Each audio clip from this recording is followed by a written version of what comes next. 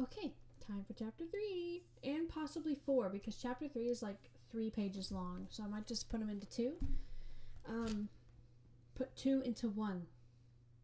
That's what I meant. So I looked up some things. Number 1, I looked up. She had done an end around on him. I understand now. End around means a solution to a problem that avoids the problem instead of dealing with it directly. So she's like, she just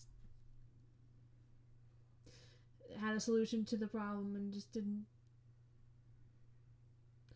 want to deal with the actual problem. Okay. And then myopic, nearsighted, we did that. Neophyte. Neophyte. That's what it said that was pronounced like? Neophyte? Neophyte. A person who is new to a subject, belief, or skill. I wrote all this down. And I want to make a prediction before I get into this because it was setting it up really well. It was like Hurley has a anger issue. I think Mitch is going to... He's not going to stand for it. And they're going to get into it. And Stan is going to give him a hard time. Like, he might... Mitch might overstep his bounds a little bit and end up pushing Hurley. You know what I mean? Like, pushing him to fight? Oh my gosh, I can't put it into words. But I think fights will ensue, and eventually Hurley is going to end up, liking Mitch. Because he has a soft spot for his daughters and for Kennedy. But I think he's going to end up having a soft spot for Mitch as well. That's just my prediction here. Not because he's girly, that came off wrong, but because Mitch will challenge Hurley. I think that's what it is.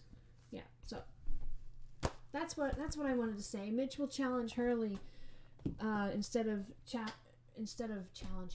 Hurley challenging Mitch. It's gonna be great. I think that's what it is.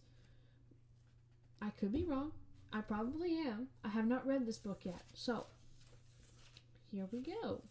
Yeah, so this is 1, 2, 3, 4, 5 pages long, and the next chapter is 1, 2, 3, 4, 5, 6, 7, 8 pages long. I'm just going to put it all into one video, have a little break in between, and let's do this. Chapter 3. Rapp watched Kennedy drive away, his heavy, oversized lacrosse duffel bag hanging at his side. The scene was a bit surreal. It brought back memories of being dropped off at summer camp when he was 9 and watching his mom drive off. Just like today, he had gone of his own free will, but this time there were no tears in his eyes. Aww. Back then, he'd been a boy afraid of the unknown. Today, he was a 23-year-old man ready to take on the world. 23! Thank you for telling me. Good God. As the car drove down the lane, Rapp could feel the weight of his decision. A door was closing. He had picked one path over another, and this one was undoubtedly the one less traveled. It was overgrown and more treacherous than his imagination could do justice to, but then again his youthful self felt invincible, and was filled with schemes to cheat death. He would undoubtedly be pushed to quit, but he was confident that would not happen. He'd never quit anything in his life, and he'd never wanted anything anywhere near as bad as he wanted this. Rapp knew the score. He knew how his chain would be yanked and jerked every which way, and he would be forced to endure all of it. The prize at the end was what the prize at the end was what it was all about, though, and he was willing to endure all of it for his chance. What is the prize? Rapp could feel the man's eyes on him. He let his heavy bag fall to the ground and watched him come closer. The man with the stash and the sunglasses blocked his view from the long driveway. Rapp instantly smelled the acid mix of coffee and cigarettes on his breath.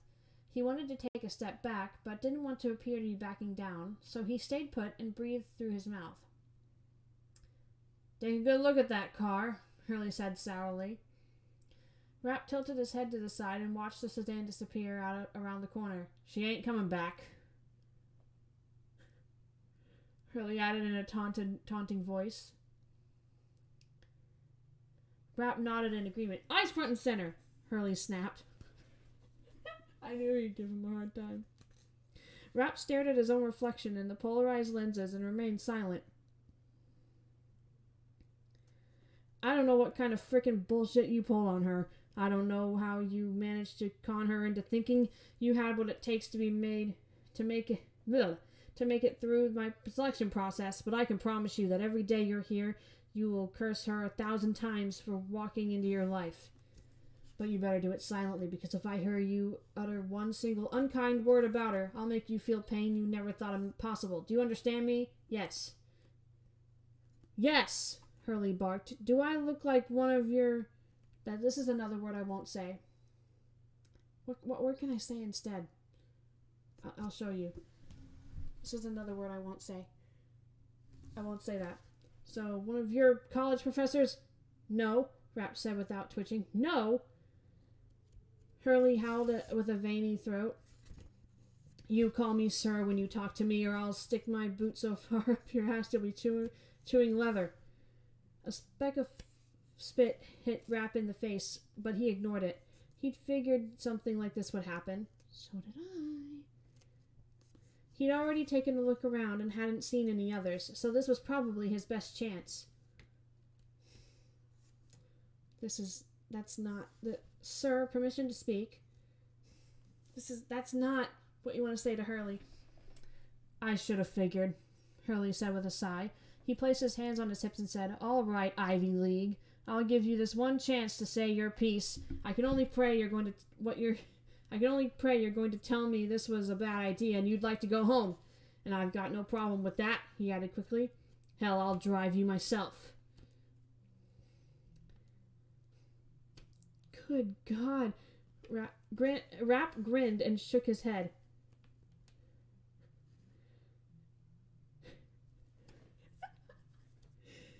Shit. Hurley drew out the word as he shook his head in disgust. You actually think you can do this? I do, sir. So you're really going to waste my time? It appears so, sir. Although, if I may, I suggest we speed things up a bit. Speed things up? Hurley asked. Mitch, you are asking for... Yes, sir. My guess is once you step in the ring with a man, you can probably figure out My guess is once you step in the ring with a man, you can probably figure out inside about 20 seconds if a guy has enough talent to make it through your selection process. Hurley nodded. That's right. I don't want to waste your time, so I say we find out if I have the goods.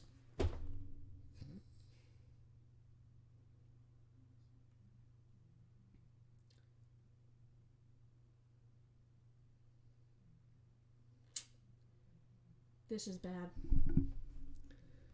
Hurley smiled for the first time. You want to take a run at me? Yes, sir. So can we speed things up? Hurley laughed. You think you can take me? From what I've heard, not a chance in hell. Then why are you in such a hurry to get your ass kicked? I figure you'll do it sooner or later. I'd rather do it sooner. And why is that? So we can get on with the important stuff. And what might that be? Like you teaching me how to kill terrorists. This was a first. Hurley took a step back and studied the new recruit. He was 6'1" and looked to be in perfect shape, but at 23, that was expected. He had thick jet black hair and dark bronze skin. He had the right look. Hurley sensed the first glimmer of what Kennedy had alluded to. More amused than worried, Hurley nodded his consent and said, All right. We'll have to go at it. You see that barn over there? Rapp nodded. There's an open cot in there. It's yours for as long as you can last. Throw your crap in the footlocker and put on a pair of shorts and a t-shirt. If you're not ready and standing in the middle of the mat in 2 minutes, I'm sending you home. Rapp took it as an order. He grabbed his bag and took off at a trot for the barn. Hurley watched him duck inside, noted the time on his digital watch, and walked back to the porch, where he sat down his coffee mug on the edge of the glossy white floorboards. Without so much as glancing over his shoulder, he unzipped his pants and began to urinate on the bushes. What is up with this? What is up with Hurley? Okay, so, number 1. That was the end of the chapter, by the way. Chapter 3. Number 1. I would not have the guts to say that to anyone, let alone someone like Hurley. Number 2. I can tell that Hurley's going to say those words a lot, and I really hope you don't mind me skipping over the one word and saying frick instead of the other word. Also, I want to make my prediction for chapter 4. They're going to fight. And Hurley is going to destroy him. Not really. Not really destroy him, because he respects Kennedy too much to do that, and she told him not to destroy him. But yeah. So I'm not going to waste any time. That was a really short chapter because... I'm sorry. I'm not going to waste any time because that was a really short chapter. I can fit in another chapter. So, chapter 4. Right into it.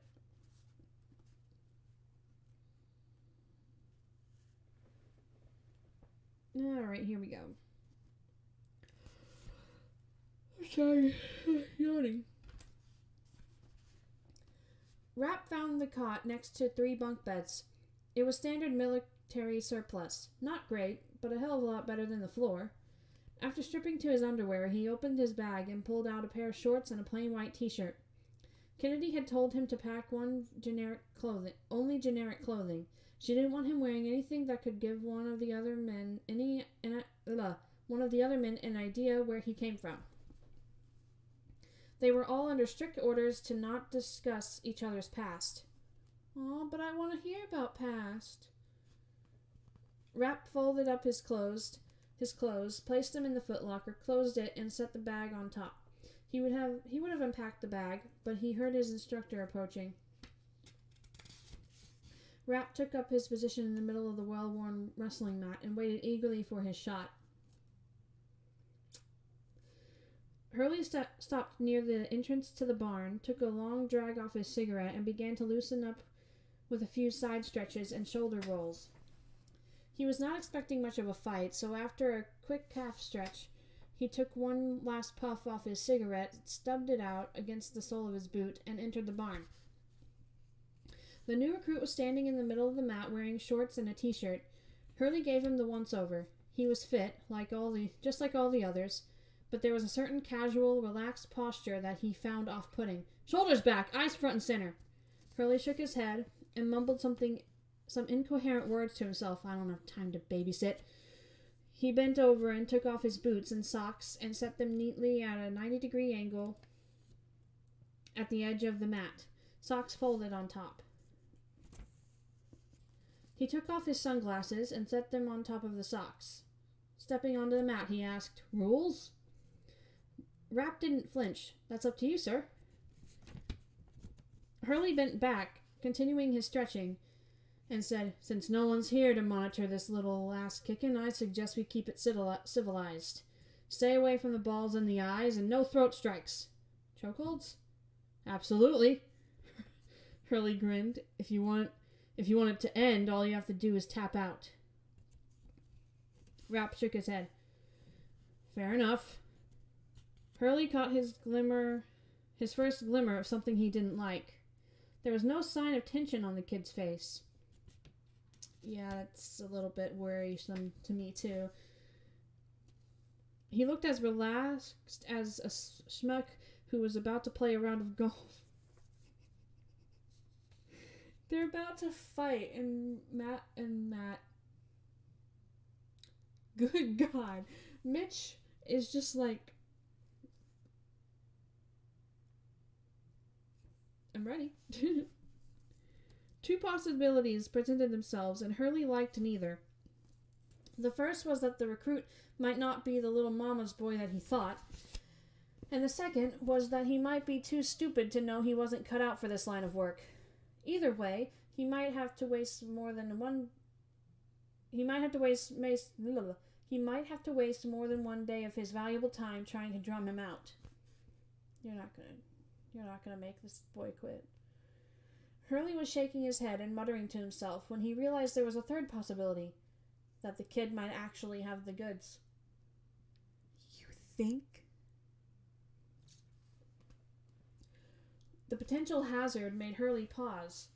He glanced at the young college kid and realized he knew surprisingly little about the man standing in the middle of the mat. The jacket he'd received from Stansfield was so sanitized that the pertinent details would have fit onto one page. Beyond the general physical description and test scores, every other piece of information had been redacted. The man was a blank slate. Hurley had no sense of his physical abilities and general bearing. He didn't even know if he was left or right-handed. I mean, is that really well, okay, I guess it could be. A frown creased Hurley's well-lined brow as he ran through some more scenarios. Normally, when Hurley stepped onto the mat with a recruit, he already had the advantage of having read an extensive personal file, as well as having watched him for several days.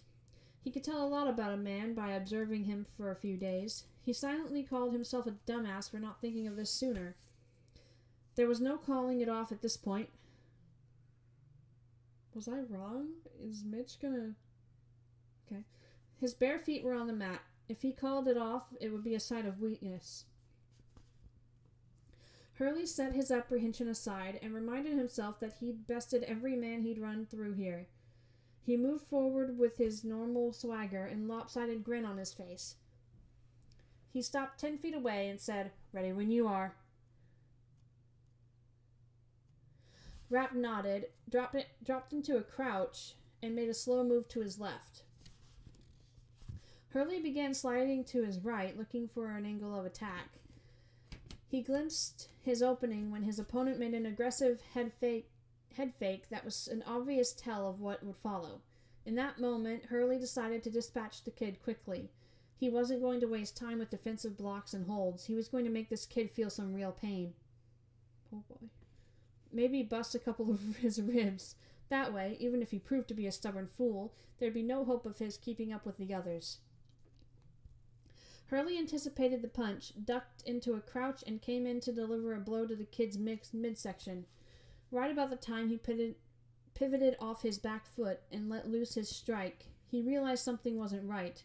The kid was a lot faster than he had anticipated.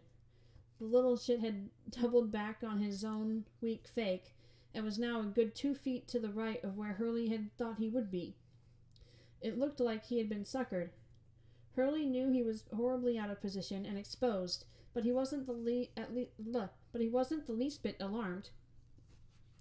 He pulled back his punch and prepared to go back in again on a different angle of attack. He was in the process of delivering his second blow when he realized again that something was wrong. Hurley sensed more than saw the big left hook bearing down on his face. In the final split second before impact, he braced himself by pulling in his chin and dropping his hips. The crushing blow landed just above Hurley's right eye. Ooh, Mitch lands the first punch. Punches are funny things in that each one is different. You've got uppercuts, hooks, jabs, roundhouses, haymakers, and rabbit punches, to name a few. If you've sparred enough, you've felt all of them, and you learn to recognize each one by feel almost the instant it lands. Weird. A little scorecard in your head quickly analyzes the blow, and there's a brief conversation that takes place between the part of your brain that analyzes the thousands of instantaneous signals that come flying in, and the part of the brain whose job it is to make sure the brain stays online. Hurley had been doing this for years, and as a man whose job it was to judge talent and teach, he'd grown very accustomed to giving instant feedback to the man whose ass he was kicking. On this occasion, however, he was too busy trying to stay on his feet, so he kept his mouth shut. The punch hit him so squarely that Hurley actually went down to one knee for a split second.